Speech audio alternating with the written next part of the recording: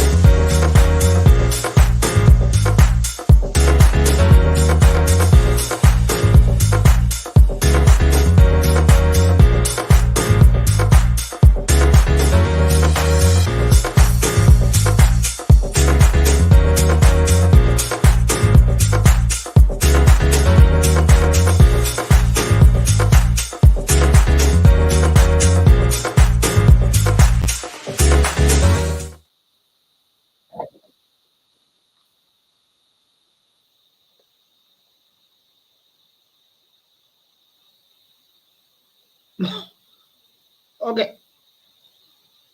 Are we live? Welcome. Okay. Welcome. So tonight's show, as we're continuing on with Black History Month, and what do we do? Hey, Mona. So tonight's show is dedicated to the sisters. It's about, let's give it up for the sisters, for Black women. Y'all know Black women are my absolute favorite. So tonight's show is also dedicated to I forgot to put a picture up, but my grandmother, Agnes Brown. The show is dedicated to her because she's one of the strongest women I know. So let's just go ahead on and get into it. Well, how you doing, Mona? How you doing? We're gonna child carry his boots. Shut up. Shut it up, Kwame. Shut it up. So we're gonna get started. We're gonna talk about some women today. We're gonna talk about 4 different women. And because they say the modern woman is too headstrong and she's exuding masculine energy. I hate it when straight men talk like that. Straight men, you know what? Y'all, you won't break my soul. Thank you, Beyonce. But y'all sure the hell irritate my soul. God damn, y'all irritating. Oh my God. But you all say that modern women, hey Gail, you all say that modern women are so headstrong. Let me show you about some women. So Kwame, let's get started. Let's get it going. First on the list, I hate the word docket. First on the list we're gonna have is a woman by the name of Mary S. Peake. Mary S. Peake out of Norfolk, Virginia. Hey Rochelle, AJ, what's going on?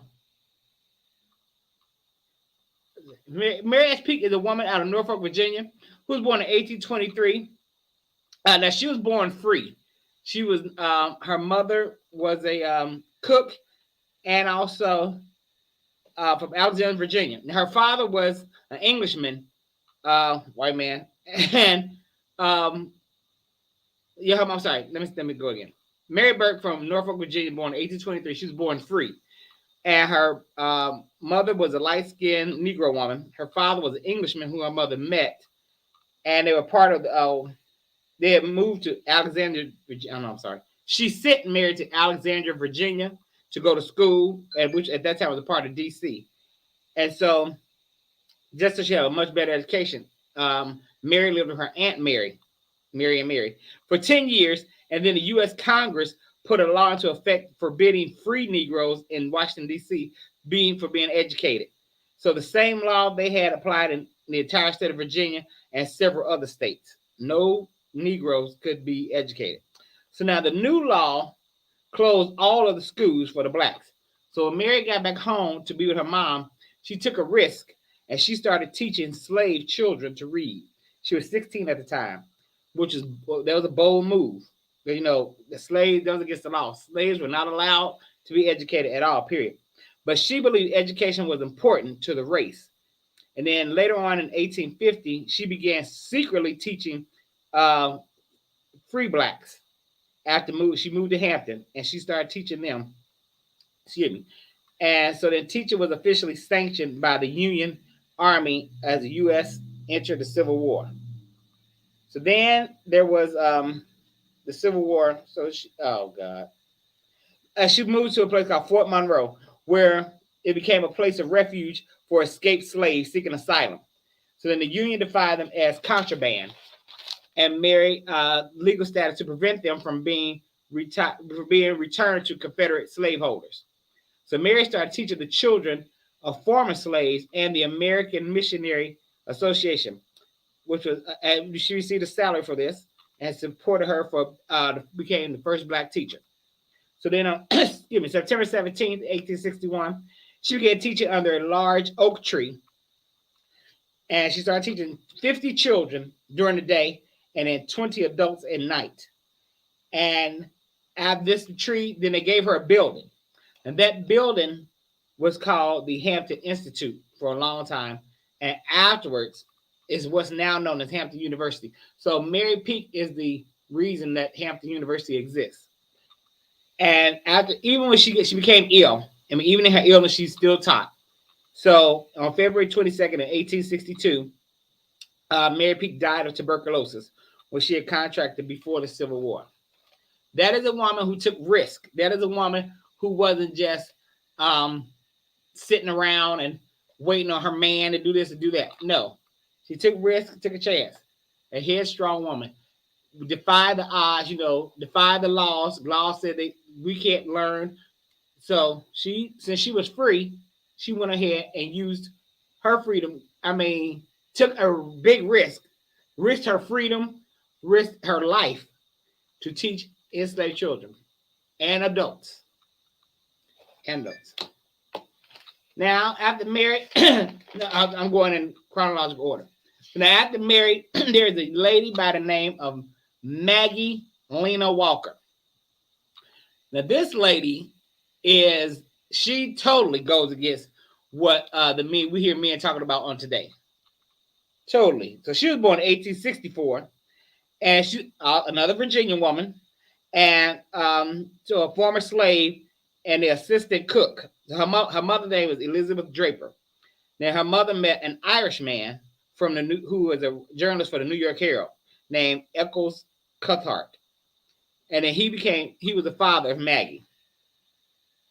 Now then later on, her mom they never did get married. They just had a baby. They had Maggie.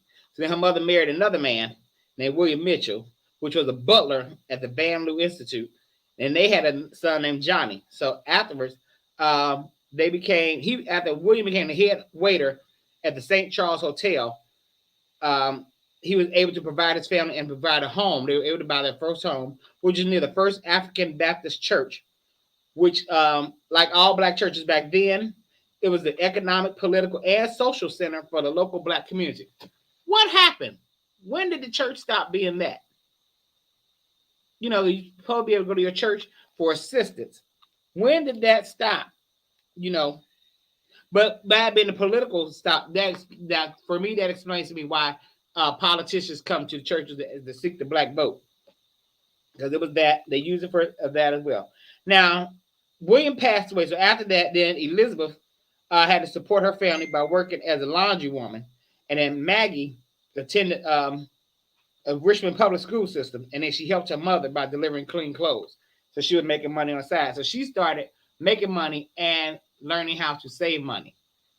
So, and then at the age of 14, she joined the local council of Independent Order of St. Luke, which was established in 1867 in Baltimore, Maryland. It was a fraternal burial society and administered to the sick and aged, promoted humanitarian causes. So at an early age, Maggie became a civil rights, so to speak, activist, and encouraged individuals to get on their feet and to help. Her passion was women, even at an early age. So in 1883, she graduated from Richmond Colored Normal School, and for 3 years she taught at the school. And her employment ended once she got married, because married women were not allowed to work. That's the way they want things to go back now. some of these men, even though they don't make enough to support, but whatever. So anyway, she married a man named Armstead Walker on September 14th, 1886. Then they had 3 sons, and then they adopted a daughter. Now, in 1905, Maggie was featured alongside other Black leaders on a poster called 101 Prominent Colored People.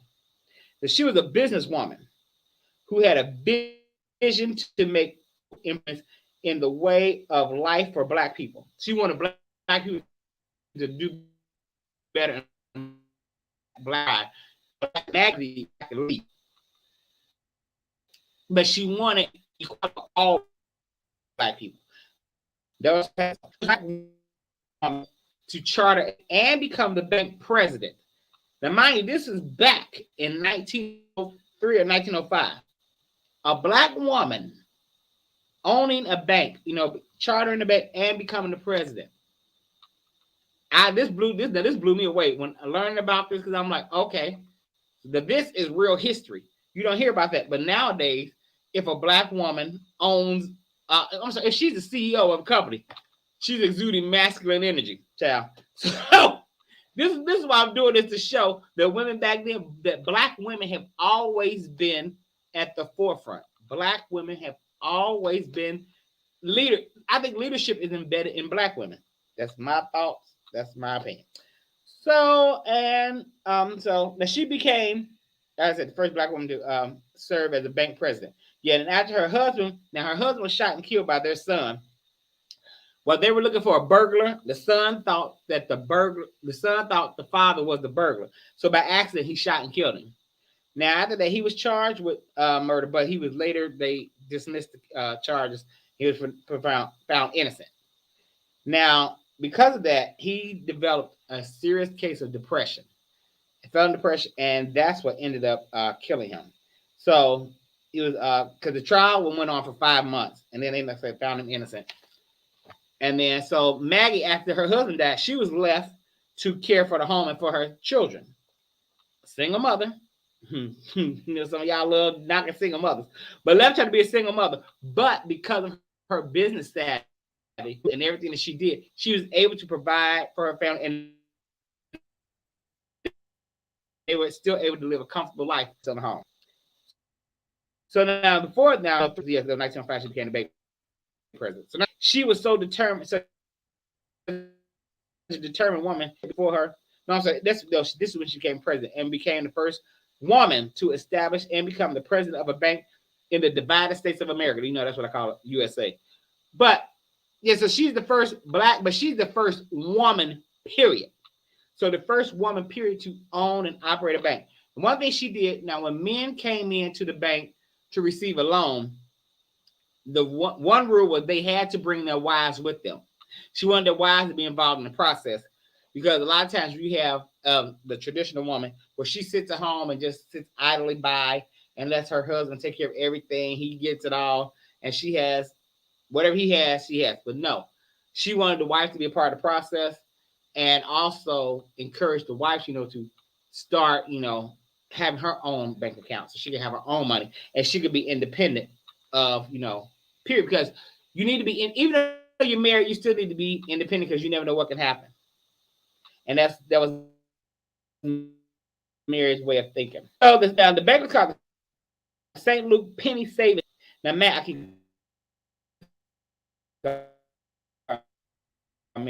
Maggie, and she was the fire starter for all women. She's a Black woman. She's the definition of a boss. Now, one of her quotes is, "Let a woman choose her own vocation, just as man does his. Let her go into business. Let her make money on her own. Let her become independent." Now, that's strong words for 1903. Here it is in 2023. Let's let women lead. I say this is what I say. Let's let women lead. I think we would be in a better place as a community, and I'm talking about Black people, if we let women be the lead, because nothing else works.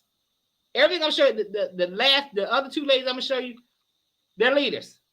This is what women are, what drives us. This is just my opinion.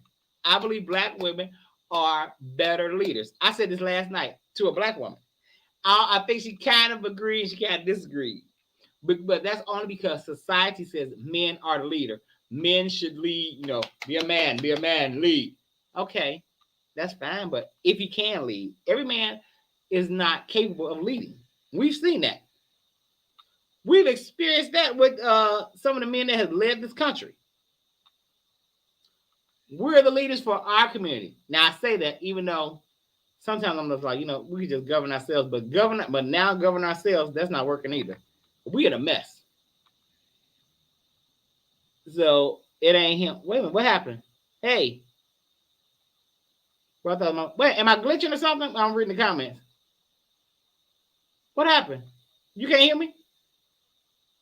All right, if you can hear me, type of one. I'm gonna type of one in the comments. Hey, Mysterious Lines, if you can hear me, or see type of one in the comments. Let's see what's going on. You was, now you're good. Oh, okay. I didn't realize. I'm just talking. Now that's not me. It's not me. I usually believe one. Well, Kwame don't want to hit once. Kwame, you don't want that can hear me. All right, well, thank you, everybody. It's better now. Okay, good. Thank you. Thank you. Good. I'm glad. But back to what I was saying. I believe black women make better leaders. What do you all think? Is it just me? No, it's you. Shut up, Kwame. So what do you all think? Is it just me? Or do black women make better leaders? Because as we're seeing here, this woman, a determined woman, and then she had a husband. He didn't say, hey, Maggie, stop. Let me make the bank. Let me do it. No. She had drive. She had ambition. And this is something that's been in her since she was a child to do.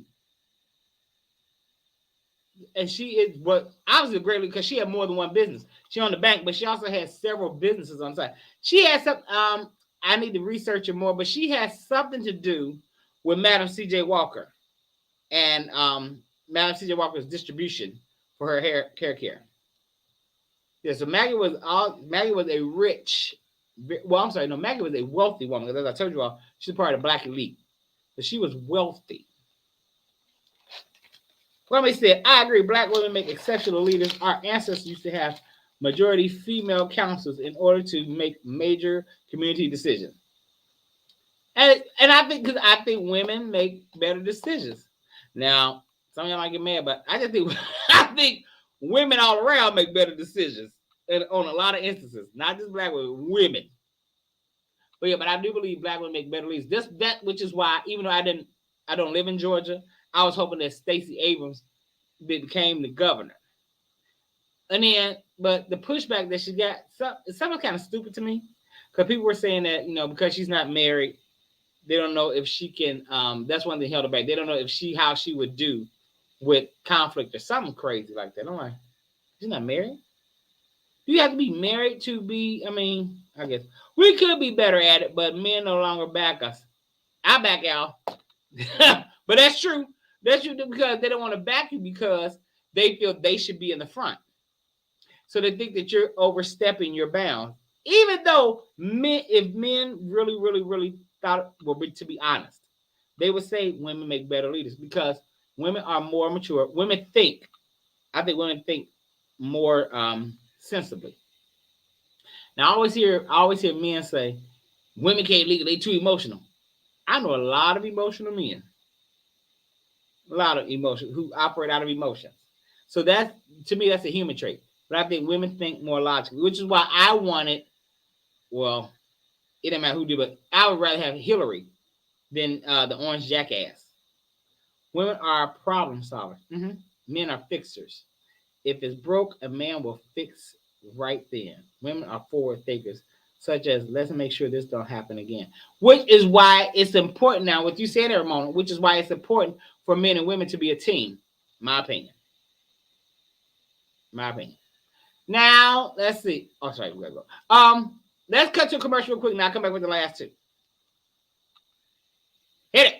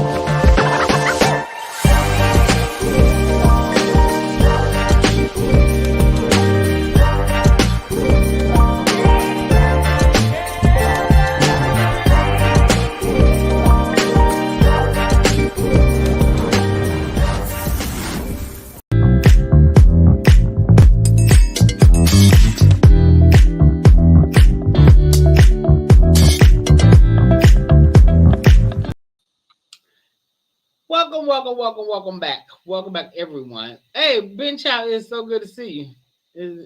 Okay. Wait a minute. Okay. I had a brain freeze. I was talking to Kwame. I had a brain freeze. Women are problem. Yeah, we saw that. Thank you. Evening all. LLE, hey, what's going on? How you doing? So LLE, we're talking about paying homage to black women, which is why I wore my shirt today. Black women are dope, period. Which they are. Everyone knows black women are my favorite. I get slack. It's funny because I get slack from it. From black men. You always defending black women. Somebody told me this the other day on the phone. You always defending black women. I'm like, yeah, I do. Because nobody else does. Y'all keep coming at them. Black women get blamed for everything. Black women got blamed for the murdering of Tyree Nichols. Black women get blamed if a man go to work and they tell him he fired. It's your fault. You didn't wake me up. Black women get blamed if the sun don't shine and it's rain. It's cloudy outside, but it's a black woman's fault. So yeah, I defend black women. Absolutely. Absolutely. I do it. Oh God. Okay, moving right along. We're gonna go to the next one. This next one is a favorite of mine because I only learned about her. I think in 2017. 2017. This is why I found out about her. I was living in LA. Excuse me. And my ex put me onto this, and I had never heard of this story. Now that I have, one of my favorites. So this young lady coming up now, her name is Claudette Colvin. Child about to say Claudette Ortiz. Claudette Colvin. Now, before I go into does anyone know who she is? Anybody know who Claudette Colvin is? Come in.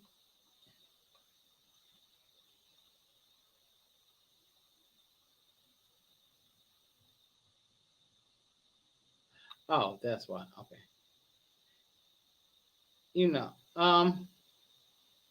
Kwame.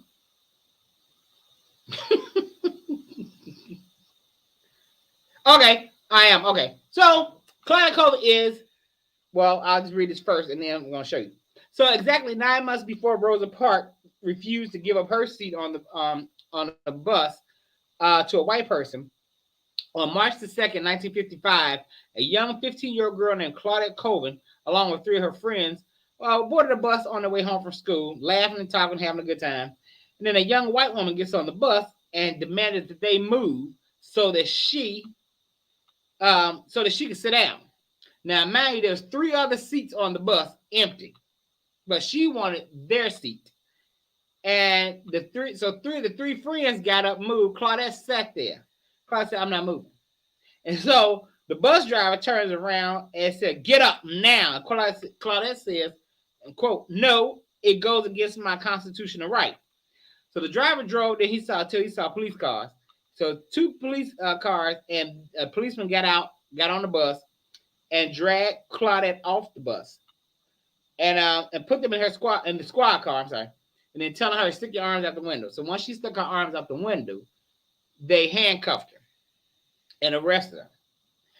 And so then they took her to jail, and she was in a cell the cell was filthy. And it was unfit for rodents, in my opinion. So she was afraid that no one would know what she was, and she was scared that no one would call her mom. So she was in custody, and she wanted to call her mother, and they wouldn't let her.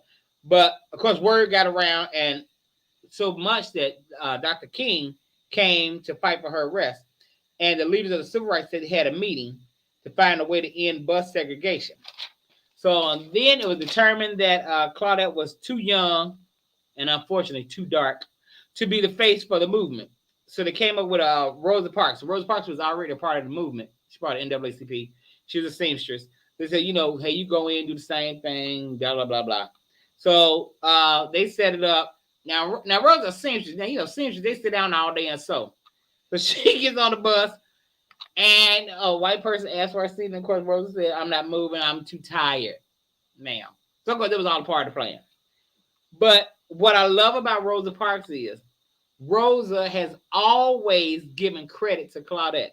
I've seen, I didn't hear of her until 2017, but then I started seeing documentaries on Rosa. Rosa always mentioned Claudette, and she's the real hero. She's the one who did it. Now, Claudette never even mention, she did what she did, and then excuse me, did what she did. Didn't mention it. So then, especially during the time between the trial and the buses, and then she found out she was pregnant. So of course you can't have a pregnant teenager. You know how y'all do pregnant girls or pregnant black girls, because pregnant white girls get a TV show called Teen Mom. That's another Candid Conversation. So so Rosa did it. Rosa became the face, but Claudette took the case to court. Claudette and her lawyer, which is the exact same lawyer that Rosa had, but they took the case to court, and Claudette is the reason that bus segregation ended in Montgomery. But I'm gonna let Claudette tell you herself. Hit it, Kwame.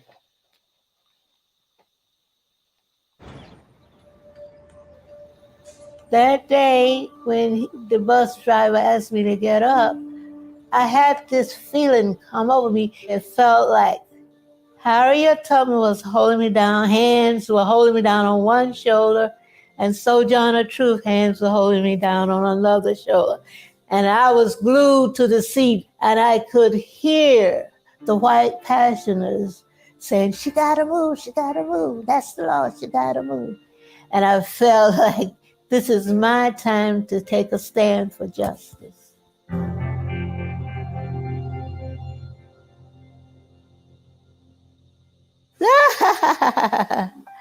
My name is Claudette Colvin, and in 1955, I refused to give up my seat to a white passenger on the bus in Montgomery, Alabama, 9 months before Rosa Parks. I was 15 years old. And the rule in the segregation that a white person had to sit in front of you and you sit behind them. And so the bus driver asked me to get up. I was shouting, "It's my constitutional right, so I'm not going to move." And that's when the policeman dragged me off the bus. Most people ask me, "Were you afraid?" Well, I was a teenager. I was afraid, but I was more angry at these white passioners. And then they took me and booked me. I still vividly can hear the sound of the key go, and I was terrified. And I started reciting the Lord's Prayer, "Thy will be done in earth as it is in heaven." And I was just praying for help, praying that they would go and let my parents know that I was in jail.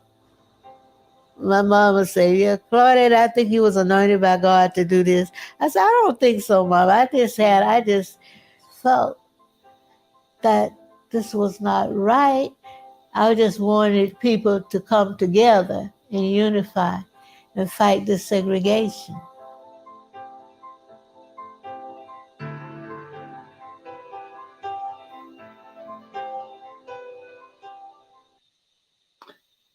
Yes, so that Claudette Colvin, yes, being challenged. She's in New York. After she won the court case, then she moved to New York to become a nurse. So she did her, and she moved her child, and then in New York she had another child as well. So yes, that is Claudette Colvin, a part of Black history. That was a strong young woman. Now, in today's times, how many of you all would have done the same thing she did? Refused to get up? Anybody? Who would have been like standing their ground? Like, I'm not moving for this person, for these white people. I know we have the mindset now. Some of us have a mindset now, but some of us have a mindset of, "Ooh, you better move. You better move." Some of us will cower down because we don't want to start no trouble. We want white acceptance. We're not here for the fight. No, we're just gonna bow down, kiss the ring, and we're gonna stay in our place. I admire her. She was like, "Not today. I've been in school all day," and she was thinking about another story I read. She was thinking about what she had learned because Black History had just ended. This was happened on March 2nd, and she had learned about Sojourner Truth, Harriet Tubman, and there's another lady I forget what she said. But yeah, so all those were in her mind. And that's why she said she felt Sojourner Truth on one end and Harriet Tubman on the other end, telling her, "Don't move." Ellie said, "I know my mouth, I would have popped off." Right. Now that's what I say now. Yeah, I would have popped off. Hey, Thais, what's going on? So many unsung heroes of the movie. It is a lot of unsung heroes. And Claudette is one. Like I said, I admire Rosa Parks for giving acknowledgement. There's a documentary on Rosa Parks, and in it, she mentions Claudette. She says she's the real reason. Man, she tells the truth. You know, that Claudette was young, too dark, and she became pregnant. So teen mother and dark. But it's a shame that colorism had to play a part, because to me that would have been, yes, you're really fighting for black people. Yes, we should not. We, and I'm saying we as people, we need, first of all, we need to get past colorism. But we shouldn't have that. We're all the same, no matter how much melanin you have, no matter how much melanin you don't have. We're all one. But it's like that today, because like I hate seeing when they have parties, dark versus light, or they do it on social media, dark versus light. Which one do you prefer? There's no preference. They're all the same. They're all black men. Oh my God. Yeah, what y'all saying? I know. Yes, mother. Sometimes I'm sure. Yes, Your Honor. What happened was, well, see, back then, well, I'm glad she won. She had a black lawyer too. I'm glad that she won and got segregation taken away from the buses, which is good, because I can't imagine. I just can't imagine living back there. You know, like I said, I know my mouth now, but I asked myself, would I have the same attitude that I had then? I mean, I know how my attitude is now towards certain things.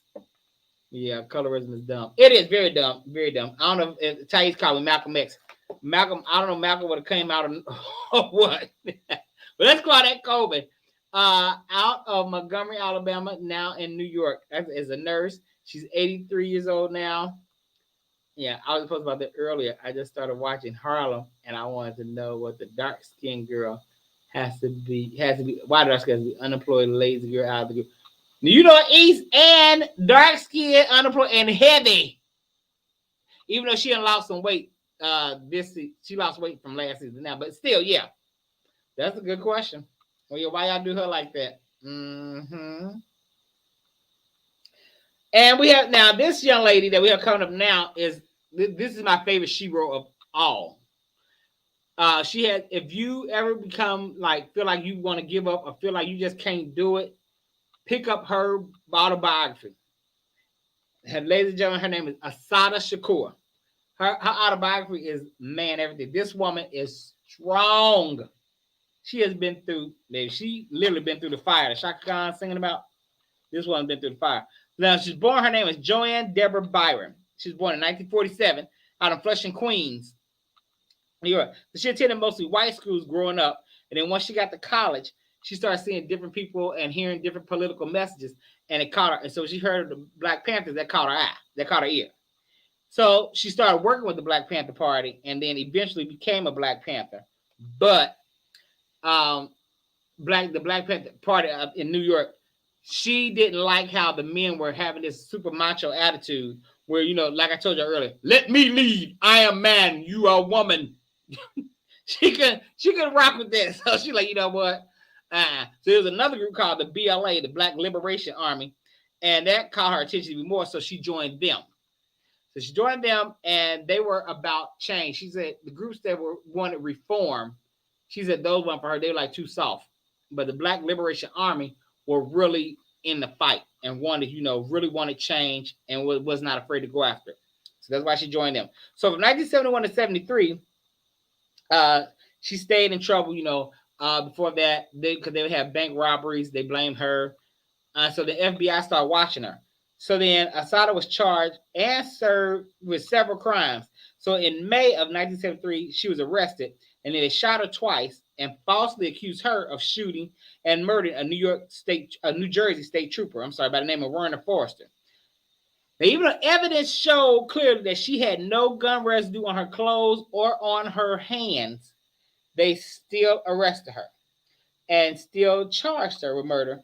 They charged her with murder, attempted murder, armed robbery, bank robbery, and kidnapping, all in relation to a shootout that took place. Now, the shootout that happened, she was there, and it was her, Zaid Malik Shakur, and another man. I can't think of his name right now. But anyway, they were there and they had a shootout with the police. So the officer was killed, but Assata didn't have a gun. She was in the car. She did not have a gun at all. let's say the state trooper was killed. So then afterwards, they took her, they shot her, and they took her to a hospital. So when they got her to the hospital, that's when they told her what they was doing, and they tried torturing her. They did all kind of things to her, handcuffs her to the bed. First they took her to a secret part of the hospital. Is this secret room, wherever, and they were torturing her. Like they had shot her, so they would dig into the hole, and to this day the bullet is still there. But anyway, they would dig into the hole in her chest where they shot her, handcuff her to the bed. Now they would handcuff her ankles, and they would make it so tight that her legs would swell. So one day, the nurse, it was a German nurse, she came in to take care of her or whatever, and she saw what's happening. She told them officers, "No, not while I'm here. No, you would not do this." No, she didn't allow. So she actually saved Asada's life because she, saw what was happening and put an end to that. So then, now Zaid Malik Shakur, he got killed at the shootout. He was dead as well. So then, they brought him to the hospital, unbeknownst to her. So when she fell asleep, and when she woke up one morning, he was laying next to her, and they had two state troopers guarding her door, right? And she done quote unquote killed a New Jersey state trooper, which she didn't, but anyway, got them guarding her door. So anyway, when she woke up, Zaid's body was laying next to her, and they whispered in her ear, "If you don't tell us what we want to know, this will be you next." So they did everything trying to torture this lady. And so they went to court after, so in 1977, she got convicted by an all-white jury for the murder of the state trooper. Like, even though the medical evidence proved that she did, because by her being shot, her hand was crippled, and at the time it became paralyzed for temporarily. So medical experts came in and testified. Her defense testified that they couldn't marry her and like gun away. They all did. How that worked. And so while in the hospital, after the shootout, I said 2 state trooper, I said that. Blah, blah, blah, blah, blah. So she stood strong, right? And after her sentencing, they transferred her to a prison. And the FBI could take you to any prison that they want to take you to instead of one that was in state. They took her out of state, and they locked her up with the Aryan Sisterhood and women that were with Charles Manson. Now, no other black people were in this prison back there. And they put her set up for her. She stayed there for a year and a half, I believe. And then they transferred her to a prison in New Jersey. Excuse me. So they put her in there for 2.5 years, but she was in solitary confinement, where she was locked up all day, every day, except for the hour that you come out to exercise and do whatever you want to do. So then, while she was in jail, then they took her back to the regular part for the women's. So one day while she was there, her grandmother came to visit, and her grandmother is a dreamer. So she said, "You know what? I had a dream about you. I dreamed that I was dressing you, and we were back at the house in Harlem." And so Asada thought that meant death, so she got scared, and she thought that meant death. And her grandmother saw it on her face. She said, "No, that's not what it means at all. Nothing's gonna happen to you. I'm just telling you." But she couldn't talk like she wanted to talk. She would just tell her, "No, I was dressing you, and everything's gonna be all right." So anyway, so that stayed with her for a while. And then so on November 2nd, 1979, before that, November 1st, she called her grandmother, and her grandmother said, "Listen to me. I do not want you to get comfortable in that place. Do not think of that place as home. You're not going to stay there long." But her grandmother didn't know that Asada had planned an escape, that she had planned. So on November the 2nd, she escaped the Clinton Correctional Facility for Women. And for a few years, she lived as a fugitive. And the FBI hung up wanted posters all over New York saying, wanted Asada Shakur. But the supporters of Asada Shakur had their own posters made, and it says Asada Shakur is welcome here. So by her being on the run, they couldn't find this woman. So they started doing raids in buildings. They did raids in Brooklyn. They did raids in Harlem. and trying to find out where she was, bombarding people's apartments. And so the people, of course, were calling this racism. Like, you wouldn't do this if we were white, which they wouldn't. But anyway, so they bombarded apartments, wouldn't allow people to leave. They would stay there for hours at a time, ransack the apartment looking for her, telling people, I know you know where she is. Where is she? Where is she? And so they would, torture these people, basically. So then the FBI, they monitored her friends and her phone calls, and her daughter. While she was in prison, she had a daughter. Her and one of the guys in the Black Liberation Army, they had talked, and they ended up having sex some kind of way, and she ended up having a baby in prison. So anyway, but then her grandmother, took the baby, whatever. So anyway, her daughter going back and forth to school in Upper Manhattan, and they decided they can never find.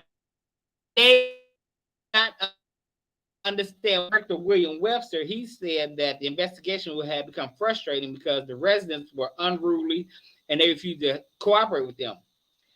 So then, after her escape, 3 days later, 5,000 demonstrators organized the National Black Human Rights Coalition organized a march and a rally for her. So they had, and then they had, she had sent in a statement to them, what she wanted them to say.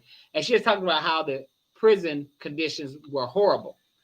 And like I said, like Claudette Colvin's cell was, like I said, that cell that they showed, it wasn't fit for a rodent. Asada, the way she described it, it wasn't fit for even a rodent or anything else.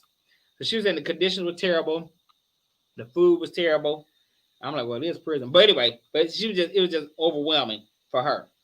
And no one should have to live like that, whether they're in prison or not. So then they did that. And so they were, and also calling for a new independence of Africa. They wanted independence for the people. The same thing that Maggie Walker wanted for Black people. This same thing Assata Shakur wanted for Black people. Wanted equality, wanted us to have a better life, wanted us to go about doing it. And this is why I say, women make better leaders. This woman did everything she did was for her people.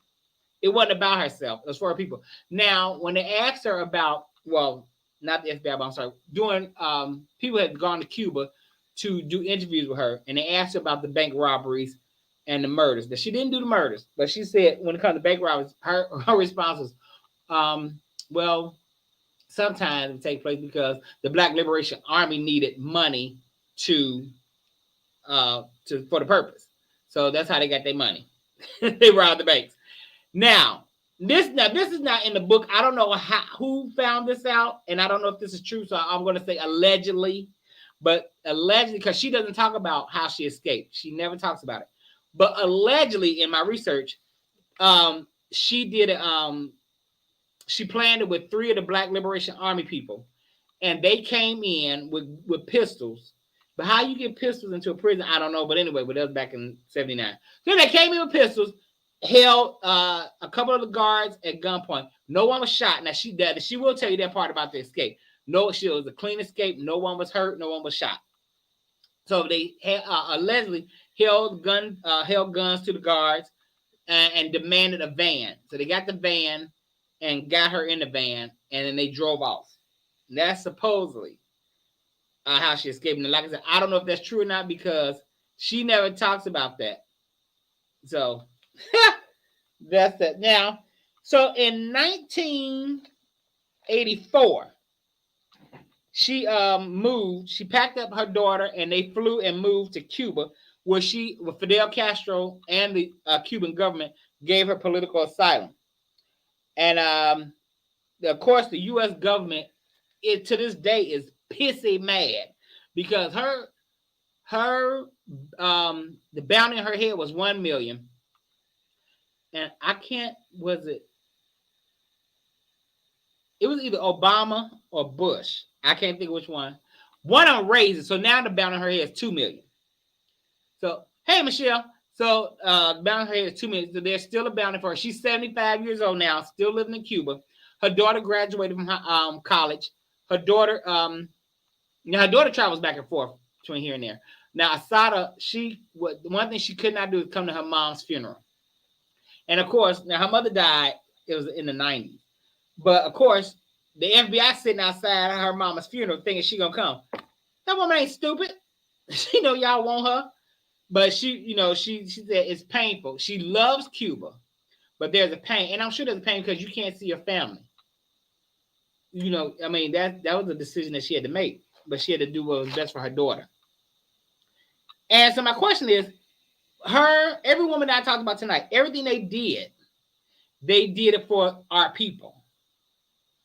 They let Asada risk her life, Claudette Colvin risked her life, Maggie Walker risked her life, and Mary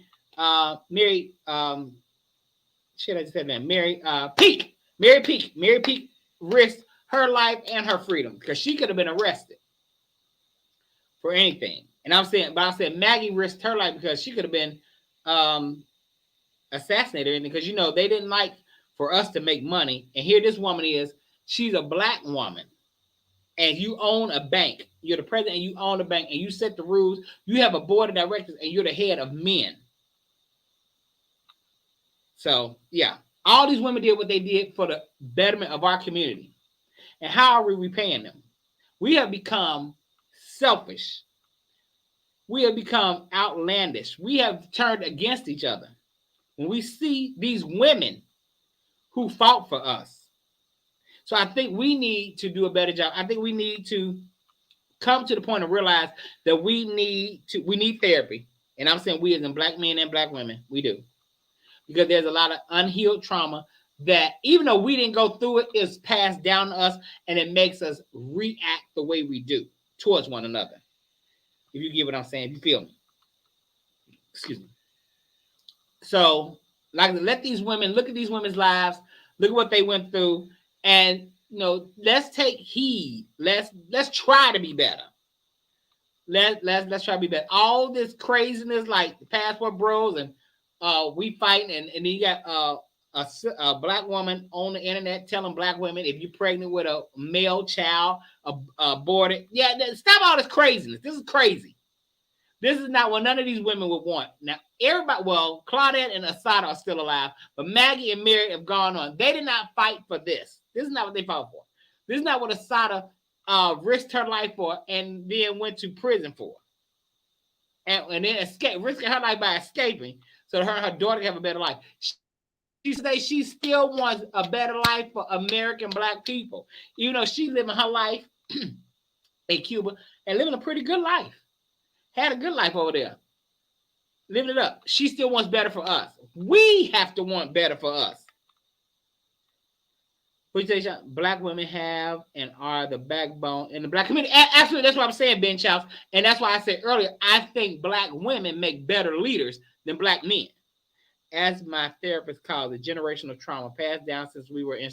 That's what it is. And that's why I said but some people don't understand that. When I say that, there's no such thing. No, it is such a thing. You don't just hate them because you hate them. No, you do. No, there is a reason behind it. You might not understand it, but that's it. Yeah, we have to want better, do better, be better. Yeah. But thank you all for listening tonight to me as my paid tribute to the sisters, because y'all know black women are my favorite. Yeah, subscribe to me, Kandid Konversations. Subscribe to Pyro Media, the greatest and the best production team on this side of heaven. Shout out to a church person. But anyway, I love y'all for rocking with me. I thank you all. And next week, come back. We're going to do part 3, where we're going to talk about what are we doing. I'm bringing from the LGBTQ stance. There's a lot of LGBTQ people who have paved the way for all of us as black people. And a lot of people don't know about them. So we're going to talk about them next week. Everything we go through was designed and we upholding it. Mm-hmm. Facts, Mona. Facts on top of facts. But like I said, we need to do better as a people. We need to want better, be better, do better. And like I said, if you're going through anything, Kwame, can you put that picture of Asada's book on here? Get this book if you don't have it. Get that book right there. If you feel like giving up, if you feel like you just can't make it, read this book.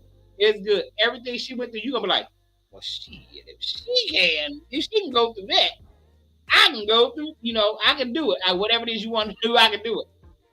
She's my favorite hero. Because like she went through so much.